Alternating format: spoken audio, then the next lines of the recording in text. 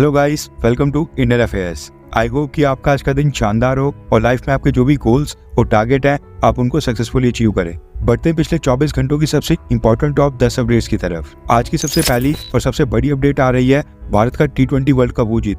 13 सालों के बाद भारत एक बार फिर से वर्ल्ड चैंपियन बन गया है एंड इसी के साथ विराट कोहली और रोहित शर्मा इन दोनों ने ही T20 क्रिकेट से रिटायरमेंट ले ली है। विराट कोहली ने मैच खत्म होने के बाद पोस्ट मैच सेरेमनी में घोषणा कर दी थी, जबकि रोहित शर्मा ने सेरेमनी खत्म होने के बाद जो प्रेस कॉन्फ्रेंस की थी उसमें अनाउंस किया। इस समय विराट कोहली की एज 35 ईयर्स है और रोहित शर्मा की 37 ईयर्स और दोनों ही प्लेयर्स आगे कुछ साल तक ODI और टेस्ट क्रिकेट खेलेंगे। इसके साथ ही पिछले कल इंडियन क्रिकेट टीम के हेड कोच के तौर के ऊपर राहुल द्रविड़ सर का भी सफर खत्म हो गया है एंड इन तीनों लेजेंड्स के लिए इससे बेहतर सी ऑफ और कुछ नहीं हो सकता था। आपको क्या लगता है कि पिछले कल हम जो मैच जीते हैं उसमें सबसे बड़ा योगदान किसका था? विराट की बैटिंग, बुमराह की बॉलिंग, रोहित की कैप्टेंसी या फिर सूर्य कुमार यादव के कैच के कारण, या फिर आपको लगता है कि इस बार ये प्रॉपर टीम एफर्ट था? नीचे कमेंट करके अपनी राय जरूर बताएं। आज की सेकंड अपडेट आ रही है कश्मीर से। महाराष्ट्र गवर्नमेंट भारत की पहली स्टेट गवर्नमेंट बन गई है जो आर्टिकल 370 टूटने के बाद कश्मीर में एंटर होने जा रही है। रिपोर्ट्स के मुताबिक महाराष्ट्र की सरकार ने कश्मीर में लैंड परचेज की है। इस लैंड को महाराष्ट्र की सरकार ने महाराष्ट्र के टूरिस्ट के लिए महाराष्ट्र भवन बनाने के लिए परचेज किया है। अभी तो खैर मैं ये कंफर्म नहीं कर सकता हूँ कि ये जो महाराष्ट्र भवन कश्मीर में बनने जा रहा है क्या ये सिर्फ महाराष्ट्र के लोगों के लिए होगा या फिर बाकी स्टेट्स के लोग भी यहाँ पर आ सकेंगे, लेकिन न्यूज निकल कर आ रही है कि ये महाराष्ट्र भवन बनेगा कश्मीर की बडगाम डिस्ट्रिक्ट में। इसके लिए महाराष्ट्र की सरकार ने इच्छगाम में 2.5 एकड़ की लैंड परचेज की है जो कि श्रीनगर इंटरनेशनल एयरपोर्ट के ठीक पास है।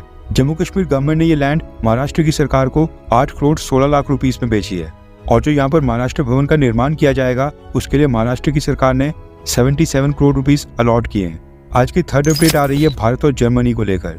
दरअसल जर्मनी के भारत में एम्बेसडर फिलिप एक्करमैन ने एक स्टेटमेंट दी है जिसमें उन्होंने कहा कि जर्मनी की कंपनीज को भारत में ऑपरेट करने में काफी दिक्कतों का सामना करना पड़ रहा है।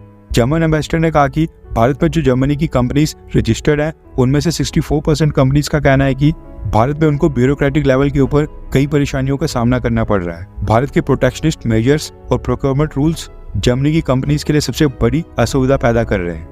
Indo German chamber of commerce ने भारत में रजिस्टर्ड जर्मनी की सभी कंपनीज का एक सर्वे करवाया था जिसमें पता चला है कि पिछले साल के मुकाबले इस साल जर्मन कंपनीज की कंप्लेंट 53% ज्यादा बढ़ गई है। भारत में करप्शन दूसरी सबसे बड़ी प्रॉब्लम है जो कि 39% जर्मन कंपनीज ने रिपोर्ट किया है। पिछले साल भी 47% जर्मन कंपनीज ने भारत में करप्शन फेस किया था। इस समय जर्मनी की 2000 कंपनीज भारत में रजिस्टर्ड है जो भारत के 7,50,000 लोगों को रोजगार दे रही है। जर्मनी के एम्बेसडर ने कहा कि ये सारी जर्मन कंपनीज भारत की ह्यूज मार्केट और तेजी से बढ़ती अर्थव्यवस्था का फायदा उठाने के लिए भारत में अपने निवेश को और भी बढ़ाना चाहती है। एटलीस्ट 80% जर्मन कंपनीज ने कहा है कि वो भारत में और निवेश करने की ओर देख रहे हैं। इसलिए जब अक्टूबर महीने में जर्मनी के चांसलर ओलाफ शोल्स भारत के दौरे पर प्रधानमंत्री मोदी जी के साथ मीटिंग करेंगे तो जर्मनी की कंपनीज के लिए बेहतर बिजनेस एनवायरनमेंट भी उनका एजेंडा होगा, ये कहना है जर्मनी के एम्बेसडर का। बाकी तो चलो ठीक है, लेकिन हैरानी की बात है कि जर्मनी की 39% कंपनीज को भारत में ब्यूरोक्रेटिक लेवल के ऊपर करप्शन फेस करना पड़ रहा है। आप खुद ही हिसाब लगाएंगी, 2000 कंपनीज का 39% होता है 780, यानी कि जर्मनी की 780 कंपनीज कह रही कि भारत के अंदर उनको करप्शन फेस करना पड़ा है। पिछले साल तो जर्मनी की 940 कंपनीज ने भारत में करप्शन फेस किया था। ये वाकई में बहुत ही चौंकाने वाला डेटा है। आज की फोर्थ अपडेट आ रही है भारत और सऊदी अरब को लेकर। रिपोर्ट्स निकल कर आ रही है कि सऊदी अरब ने भारत से अंडर वाटर ड्रोन्स परचेज किए हैं। आईरोम नाम की भारत की एक प्राइवेट मरीन रोबोटिक्स कंपनी है जिसने आईरोम टूना नाम का एक अंडर वाटर ड्रोन सऊदी अरब को बेचा है। ये ड्रोन पानी के अंदर 100 मीटर की गहराई तक जाकर वहां पर हाई डेफिनेशन वीडियो फीड दे सकते हैं। इसके साथ ही उसी फीड को लाइव टेलीकास्ट करने में भी सक्षम है। अंडर वाटर इंस्पेक्शंस के लिए इसके अलावा इसमें और भी कई सारे सेंसर्स और कस्टम पेलोड अटैचमेंट्स को फिट किया जा सकता है और ये भारत का पहला अंडर वाटर ड्रोन है। आज की फिफ्थ अपडेट आ रही है भारत, इजराइल और लेबनान को लेकर। सबसे पहले आप देखिए कि इजराइल की साइड के ऊपर लेबनान की क्या पोजीशन है। दरअसल 7 अक्टूबर 2023 को हमास के हमले के बाद इजराइल ने गाजा के ऊपर कई सारी स्ट्राइक्स की और आज की डेट में इजराइल डिफेंस फोर्सेस हमास के एक आतंकियों को ढूंढकर बहत्तर उनके के पास पहुंचा रही है। इसलिए गाजा के मुस्लिम लोगों के साथ भाईचारे के चलते लेबनान में स्थित हिजबुल्लाह आतंकी संगठन उस दिन के बाद से ही इजराइल के ऊपर लगातार मिसाइल्स, ड्रोन्स और मोर्टार शेल्स फायर कर रहा है, जिसके बाद अब तंग आकर इजराइल ने घोषणा की है कि लेबनान के अंदर हिजबुल्लाह आतंकी संगठन के ऊपर स्ट्राइक्स करने का उन्होंने अपना पूरा प्लान तैयार कर दिया है और वहां पर जो हिजबुल्लाह आतंकी संगठन है हमास की तरह उनको भी कड़ा सबक सिखाएंगे। और स्टोन एजेस में भेज देंगे। यानी कि इजराइल हिजबुल्लाह आतंकी संगठन के खिलाफ इतनी तबाही मचाएगा कि लेबनान आज से 4-5 हजार साल पहले पहुंच जाएगा।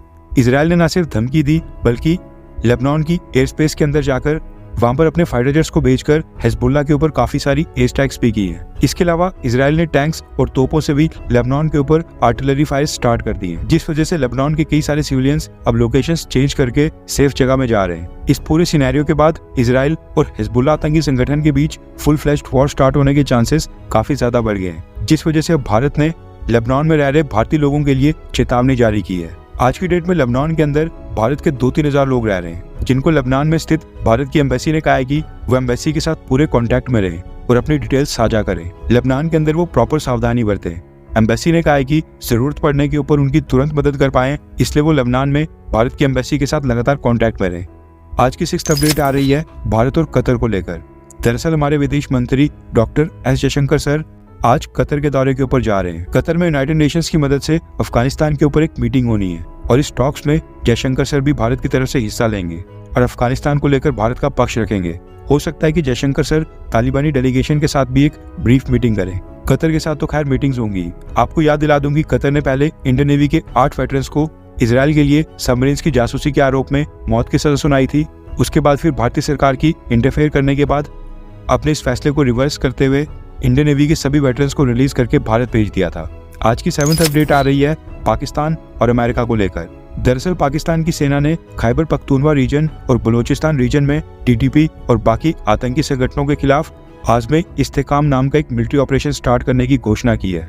अब बहाना तो है देश में आतंकी हमले रोकने का, लेकिन पाकिस्तान ने ये मिलिट्री ऑपरेशन चाइना के प्रेशर के बाद स्टार्ट किया है ताकि टीटीपी और बाकी आतंकी संगठनों के आतंकी जो आज की डेट में वहां पर चाइनीज वर्कर्स के ऊपर लगातार हमले कर रहे हैं उनको रोका जाए। लेकिन हैरानी वाली बात यह कि पाकिस्तान आर्म्ड फोर्सेस के पास इस आज़म इस्तेकाम मिलिट्री ऑपरेशंस में आतंकियों से लड़ने के लिए प्रॉपर हथियार भी नहीं है, जिसके चलते पाकिस्तान ने हथियार के लिए मदद की गुहार लगाई है अमेरिका से।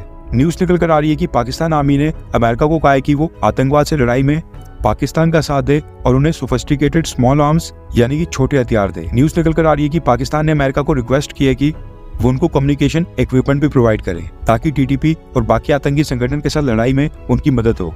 पाकिस्तान ने अमेरिका से कहा है कि वो इनका इस्तेमाल आतंकी संगठन के ऊपर कार्रवाई करने के लिए करेंगे और इस पूरे रीजन में रीजनल सिक्योरिटी को मेंटेन करने के लिए उन्हें अमेरिका की मदद चाहिए ताकि वो आतंकवाद के ऊपर लगाम लगा सकें, जो कि अमेरिका और उसके एलाइज के इंटरेस्ट के लिए भी अच्छा होगा। इसके साथ ही पाकिस्तान ने इस मिलिट्री ऑपरेशन के लिए अमेरिका से इंटेलिजेंस शेयरिंग की भी रिक्वेस्ट की है, एडवांस्ड मिलिट्री वेपन्स प्रोवाइड करने की मांग की है। अभी तक अमेरिका ने पाकिस्तान की इस मांग का कोई भी जवाब नहीं दिया है, लेकिन अब इस बात की पॉसिबिलिटी काफी ज्यादा है कि पाकिस्तान की सेना आतंकवाद से लड़ाई के नाम के ऊपर अमेरिका से जो हथियार मांग रही है उनमें से कुछ ही हथियार टीटीपी के खिलाफ इस्तेमाल होंगे और बाकी के भारत के खिलाफ। इसलिए आई होप अमेरिका पाकिस्तान की रिक्वेस्ट रिजेक्ट कर ले। आज की 8th अपडेट आ रही है भारत की सरकारी टेलीकॉम कंपनी BSNL को लेकर। दरअसल BSNL ने अनाउंस किया है कि वो इस साल 2024 के एंड तक देश के सभी सर्कल्स में 4G नेटवर्क को लॉन्च कर लेंगे और अगले साल 2025 के लिए उनका टारगेट है कि साल 2025 खत्म होने तक वो देश के सभी सर्कल्स में 5G नेटवर्क को लॉन्च करें।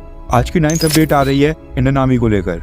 आज भारत को इंडियन आर्मी का एक नया चीफ मिलने जा रहा है। जनरल मनोज पांडे सर आज रिटायर हो जाएंगे और वो अपना पदभार lieutenant general Upendra Dwivedi sir को ट्रांसफर करेंगे। आज की 10th अपडेट आ रही है लद्दाख से और ये आज की सबसे बड़ी बैड न्यूज है। दरअसल पिछले कल लद्दाख में एक ट्रेनिंग एक्सरसाइज के दौरान LAC के पास शोक नदी में इंडियन आर्मी का एक T-72 टैंक अचानक से फंस गया था और उसी समय नदी का वाटर लेवल अचानक से काफी तेजी से बढ़ गया, जिसके कारण वहां पर फ्लड वाली सिचुएशन पैदा हो गई थी और इंडियन आर्मी का T-72 टैंक उसमें डूबकर नदी में बह गया। इस एक्सीडेंट में इंडियन आर्मी के 5 जवान वीर गति को प्राप्त हो गए। पिछले कल जब हम T20 वर्ल्ड कप का मैच देख रहे थे उस समय इन 5 जवानों के घर में पूरी तरह से मातम छाया हुआ था। आई होप कि हम सब ये रियलाइज करेंगे हमारे देश के जवान हमारे कंफर्ट, हमारी आज़ादी के लिए कितना बड़ा बलिदान दे रहे हैं और नेक्स्ट टाइम जब भी आप किसी भी व्यक्ति को यूनिफॉर्म में देखें उन्हें प्रॉपर रिस्पेक्ट दें। यह एक्सीडेंट तब हुआ जब T-72 टैंक शोक रिवर को क्रॉस कर रहा था एंड अगर हमारे जवानों को स्विमिंग आती तो इनकी जान बचाई जा सकती थी। स्विमिंग को कंपलसरी करना चाहिए, हाँ या फिर ना? नीचे कमेंट करके अपनी राय जरूर बताएं। आज के लिए बस इतना ही। जय हिंद, वंदे मातरम।